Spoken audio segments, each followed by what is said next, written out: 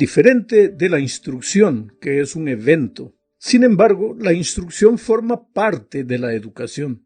Tú instruyes, por ejemplo, en un seminario, en una clase, y ese seminario o esa clase puede formar parte del proceso educativo. Bueno, hablemos de la ley como parte del proceso educativo. Lo primero que necesitamos entender es que la ley no salva a nadie, no da vida.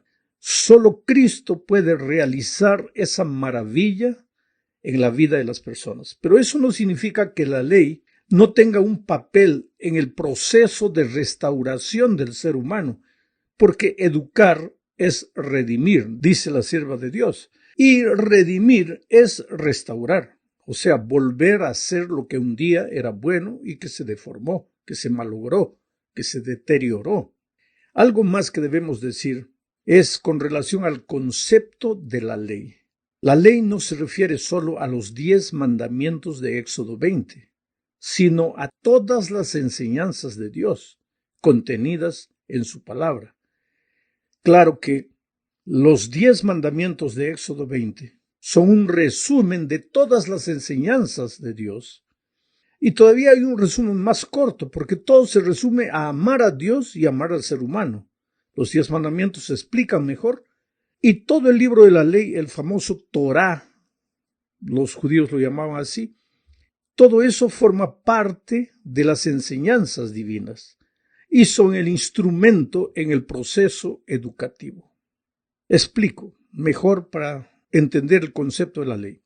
En el Salmo 119, por ejemplo, el Salmo 119 es el más largo de la Biblia, tiene 176 versículos, está dividido en 22 estrofas. Cada estrofa es una bella pieza de poesía hebrea. En las grandes universidades, cuando se estudia literatura antigua, se estudia el Salmo 119. Es un acróstico, porque cada primera palabra de las líneas de la primera estrofa empieza con la letra A del alfabeto hebreo. Cada primera palabra de la segunda estrofa empieza con la letra B, C y así. El alfabeto hebreo tiene 22 letras y el Salmo 119 tiene 22 estrofas. Es una pieza poética extraordinaria.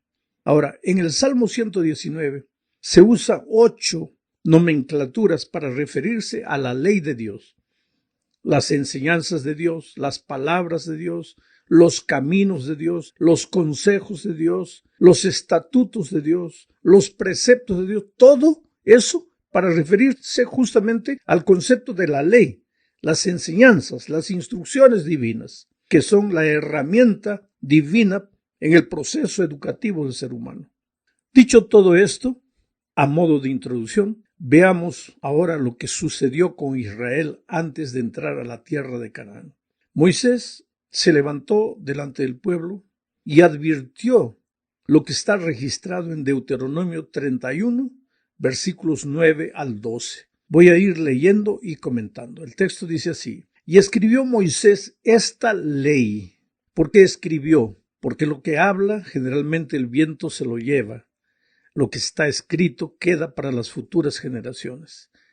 Y escribió Moisés esta ley y la dio a los sacerdotes, hijos de Leví, que llevaban el arca del pacto de Jehová, y a todos los ancianos de Israel. Vamos a parar aquí para comentar. Moisés escribió la ley, y vuelvo a repetir, no se refiere solo a los 10 mandamientos, sino a todas las instrucciones que había recibido de Dios, y le entregó a los sacerdotes, y después lo entregó a los ancianos de Israel. O sea, la misión educativa no es trabajo solo de los líderes religiosos. Para Israel no lo era. Era también para los ancianos, o sea, los jefes de las tribus de Israel. Era para los padres de familia.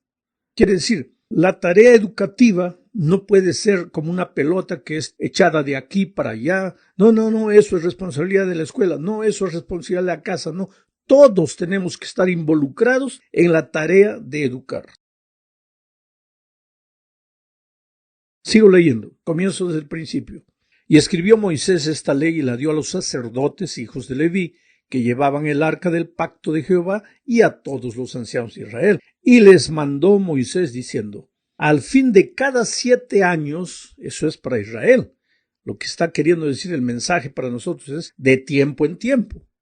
Bueno, para Israel era al fin de cada 7 años, en el año de la remisión, en la fiesta de los tabernáculos, cuando viniere todo Israel a presentarse delante de Jehová tu Dios, en el lugar que él escogiere, leerás esta ley delante de todos a oído de ellos. Primero fue escribir, ahora es de tiempo en tiempo leerás esta ley delante de todo Israel, a oídos de ellos. Dice, harás congregar al pueblo, varones, mujeres, niños, tus extranjeros, los extranjeros que estuvieren en tus ciudades.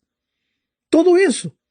La educación no se limita a un grupo de personas. Todos necesitamos ser educados, vuelvo a repetir, porque la educación es un proceso que tiene comienzo pero no tiene fin.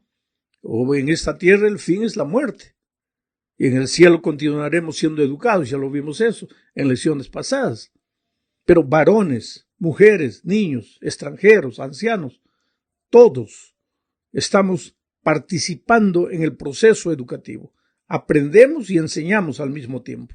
Dice, harás congregar al pueblo, varones y mujeres y niños, y tus extranjeros que estuvieren en tus ciudades, para que oigan, aprendan y teman a Jehová vuestro Dios, y cuiden de cumplir todas las palabras de esta ley. Mira el proceso educativo. Primero Moisés escribe, después el pueblo oye, y a medida que el pueblo oye, de tiempo en tiempo, escucha, vuelve a escuchar, vuelve a oír, ¿qué sucede? ¿Aprenden a qué? A temer a Jehová vuestro Dios y cuiden, dice, de cumplir todas las palabras de esta ley. Mira todo lo que envuelve la educación. Moisés escribe, el pueblo oye, de tiempo en tiempo sigue oyendo, finalmente van aprendiendo ¿qué? A temer a Dios. ¿Y para qué? Para cumplir.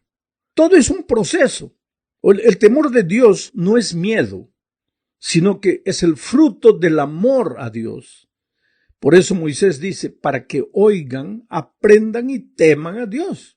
Y en Deuteronomio 6:5, Moisés declara, amarás a Jehová tu Dios de todo tu corazón y de toda tu alma y con todas tus fuerzas. O sea, la verdadera educación enseña a amar a Dios. ¿Para qué? Para andar en los caminos de Dios, para obedecer las instrucciones de Dios. Pero eso con todo el ser, con el corazón, con el alma, con las fuerzas. Por eso la educación cristiana es el desarrollo armonioso de las facultades físicas, mentales y espirituales del ser humano. Atiende al ser humano en su unidad completa. Ahora, solo cuando aprendemos a amar a Dios y a temerle, a andar en sus caminos, a obedecerle, entonces estaremos en condiciones de continuar avanzando en el proceso educativo. Un proceso educativo que tendrá sentido, no será vacío, hueco, no será solo teoría, sino que alcanzará al ser humano completo. En la segunda parte de este estudio hablaremos de la ley como un testigo contra nosotros. Mira, al aproximarse a la tierra prometida, Moisés dio al pueblo sus últimas recomendaciones. Y entre esas recomendaciones les dijo lo que está registrado en Deuteronomio, capítulo 31, 24 al 27. Leo. Y cuando acabó Moisés de escribir las palabras de esta ley en un libro, hasta concluirse, dio órdenes Moisés a los levitas que llevaban el arca del pacto de Jehová, diciendo, tomad este libro de la ley y ponedlo al lado del arca del pacto de Jehová vuestro Dios.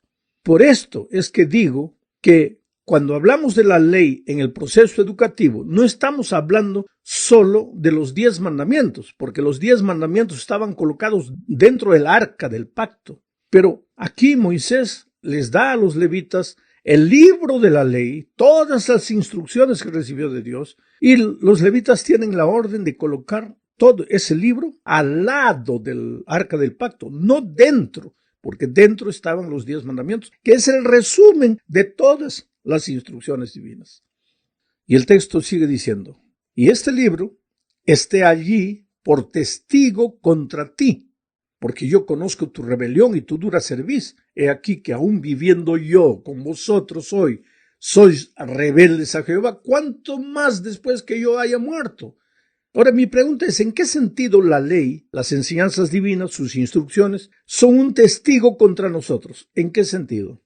Pues en el sentido de mostrarnos el pecado, nuestro pecado, porque ¿cómo sabríamos lo que es pecado si la ley no existiera? Pablo aclara este punto al decir en Romanos 3, 19 al 23 lo siguiente. Pero sabemos que todo lo que la ley dice, lo dice a los que están bajo la ley. Entonces hay muchos cristianos que toman esta parte y dicen, bueno, pues los que están bajo la ley son los que guardan el sábado, son los que dicen que hay que seguir obedeciendo la ley, pero yo estoy bajo la gracia, yo ya no estoy bajo la ley. Pero si leemos el contexto, Pablo no está hablando de eso. ¿Quién está bajo la condenación de la ley, bajo el peso de la ley, bajo la ley? ¿Quién está? ¿El que obedece? No. Vamos a hablar solo de la ley de tránsito. Si tú respetas todas las leyes de tránsito, ¿tú estás bajo la ley? No. Tú estás feliz de la vida. ¿Quién es el que está bajo la condenación de la ley? ¿Quién es el que lleva multa? ¿A quién lo para la policía? No al obediente, sino al desobediente. Pero en ningún momento aquí se está diciendo que la ley ya no existe. Vuelvo a leer. Dice, pero sabemos que todo lo que la ley dice, lo dice a los que están bajo la ley. O sea, todos estamos obligados a cumplir la ley. Nadie está libre de la ley. ¿Y para qué la ley lo dice esto? Para que toda boca se cierre y todo el mundo quede bajo el juicio de Dios. Porque si un día vamos a ser juzgados por Dios, tendremos que ser juzgados a la norma, a la ley de una norma, a la luz de una norma, a la letra de una norma. ¿Y cuál es esa norma? La santa ley de Dios, las instrucciones divinas. Si no hay constitución, ¿cómo va a haber juicio? ¿Y cuál es la constitución divina? Los 10 eternos principios de su ley, explicados en todas las instrucciones divinas. Sigo leyendo. Ya que por las obras de la ley ningún ser humano será justificado delante de él. Aquí Pablo es claro. La ley no está ahí para justificar a nadie, ya que por las obras de la ley ningún ser humano será justificado delante de él, porque por medio de la ley es el conocimiento del pecado. La ley solo sirve para enseñarte lo que es pecado, porque ¿cómo sabrás que robar es pecado si la ley no dijera no robarás?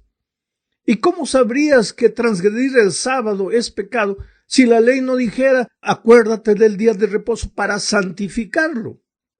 Pero sigo leyendo. Pablo dice, pero ahora, aparte de la ley está ahí para enseñar, para mostrar el pecado, pero aparte de la ley, se ha manifestado la justicia de Dios, testificada por la ley y los profetas. Aquí Pablo habla de la justicia de Dios, de la gracia de Dios, porque solo por gracia podemos ser justificados. Pero esta justicia de Dios fue testificada por la ley y por los profetas.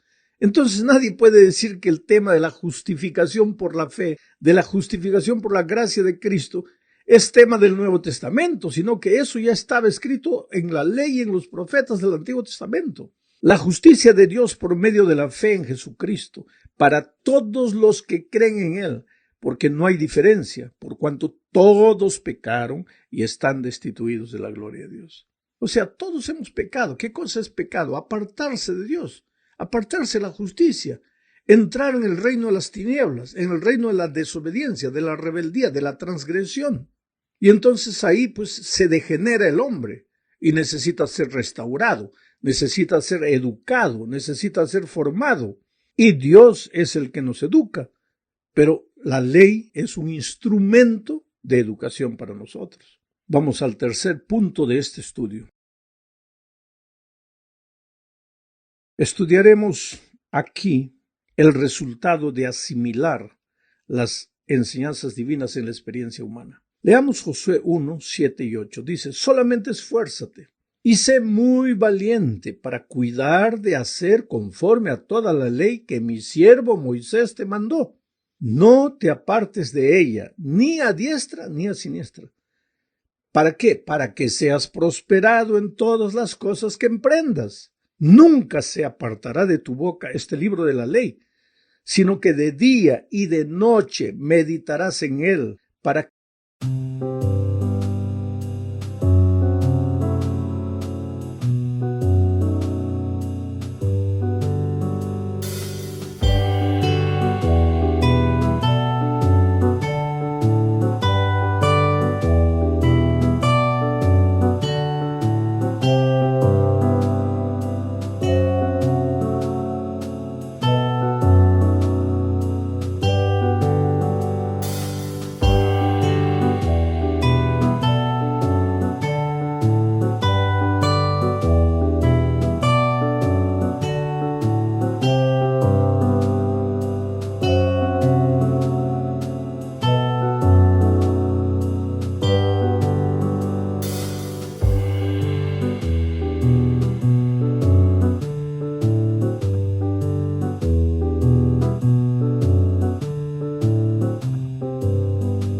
que guardes y hagas conforme a todo lo que en él está escrito, porque entonces harás prosperar tu camino y todo te saldrá bien.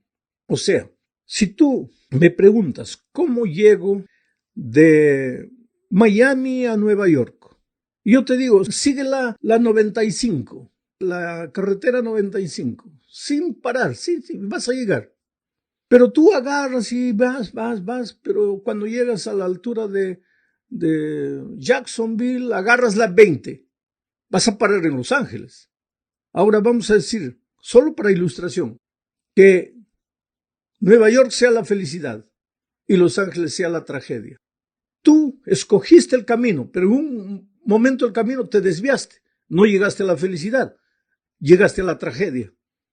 ¿Por qué? Porque no seguiste el camino. Esto es lo que Dios le está diciendo a Josué. Josué, este es el camino, la ley, las instrucciones divinas, las enseñanzas divinas. Sigue este camino y vas a ser próspero. Pero si tú te desvías de aquí, vas a ir a lo contrario a la prosperidad, a la tragedia, al colapso personal, familiar, financiero, en todos los sentidos. Te vas a arruinar. Entonces sigue mis instrucciones. Y es tan simple, querido. Pero cuando comenzamos a decir, no, pero ya Cristo vino, ya murió por mí, ya me salvó, ya soy solo salvo por gracia. ¿Y la ley? No, ya la ley no existe. Entonces, si no existe ley, no existe camino. Entonces, ¿cómo vas a llegar a la felicidad si no hay camino? Por eso tienes que seguir las instrucciones divinas. Entremos a la cuarta parte. Hablemos ahora del afán y las luchas de los que guardan de la ley, de los que andan en el camino. Dijo, querido, mientras andemos en el desierto de esta vida, aun si somos fieles a las instrucciones divinas, sufriremos el dolor propio de esta vida. ¿Por qué? Porque vivimos en un mundo maldito por el pecado. Infelizmente el pecado entró. Entonces sembró cardos y espinas. Hay tragedia, hay muerte, hay COVID. Hay toda la desgracia que estamos viendo. Y hay un principio bíblico. Cuando el sol sale para justos e injustos. Y cuando cae la lluvia, cae para justos e injustos. Y cuando el dolor llega para justos y para injustos. Por lo tanto, aunque tú andes en los caminos de Dios, y aunque la promesa de Dios es que el resultado será prosperidad, muchas veces mientras andes en este mundo, mientras camines en este desierto, miserable de pecado y de dolor, vas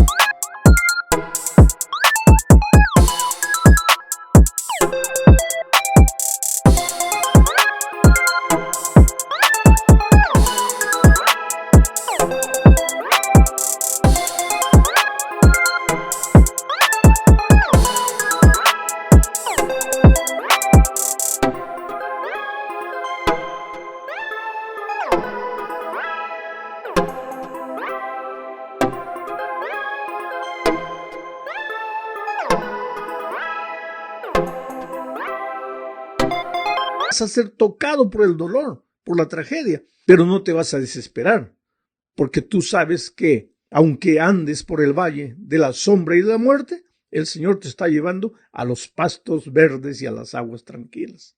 En la epístola a los Hebreos, en el capítulo 11, versículos 13 al 16, encontramos la descripción de la vida de hombres de fe a lo largo de la historia. Leo el texto, dice: conforme a la fe murieron todos estos. ¿Quiénes todos estos? Esos héroes bíblicos del pasado. Conforme a la fe murieron todos ellos, sin haber recibido lo prometido, sino mirándolo de lejos y creyéndolo y saludándolo y confesando que eran extranjeros y peregrinos sobre la tierra, porque lo que estos dicen claramente dan a entender que buscan una patria, pues si hubiesen estado pensando en aquella de donde salieron, ciertamente tenían tiempo de volver, pero anhelaban una mejor, esto es, celestial, por lo cual Dios no se avergüenza de llamarse Dios de ellos, porque les ha preparado una ciudad. Oh querido, aunque tengas que sufrir y llorar en este mundo, hay una ciudad especial, de donde nunca deberíamos haber salido, pero a la que estamos retornando. ¿Y cuál es el camino para llegar? Pues las instrucciones divinas, la ley de Dios. Es por eso que en el proceso educativo, no solo en la iglesia, no solo en la escuela, no solo en el hogar, sino en todo instante, en el proceso educativo, el centro, la columna vertebral, deben ser las instrucciones divinas. Vuelvo a repetir algo que ya dije en una lección anterior. Nuestras escuelas no existen solo para enseñar matemáticas, español, inglés, portugués, geografía e historia.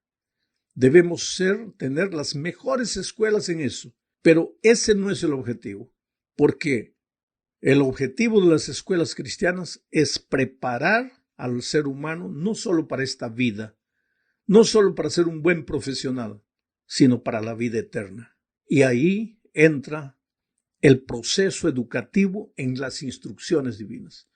Entonces, cuando el profesor de una escuela cristiana, adventista, enseña, además de enseñar la materia que enseña, tiene que relacionar lo que está enseñando con las instrucciones divinas, con el plan divino. Pero el mundo que no conoce a Dios no está preocupado en eso. Por eso hay muchas escuelas donde hasta está prohibido hablar de religión. Ahora, una cosa es hacer proselitismo, lo que no debemos hacer, pero otra cosa es instruir al niño en valores y principios eternos. La moral no es lo que el hombre piensa. La moral solo puede venir para ser una moral sólida de un Dios absoluto, eterno. Por eso tenemos en cuenta los principios divinos. Ahora, lo maravilloso es que cuando tú estudias la Biblia, en la Biblia hay instrucciones sobre todas las materias de la vida. Tú puedes encontrar información para todo lo que tú enseñas, pero tienes que seguir los pasos de Jesús.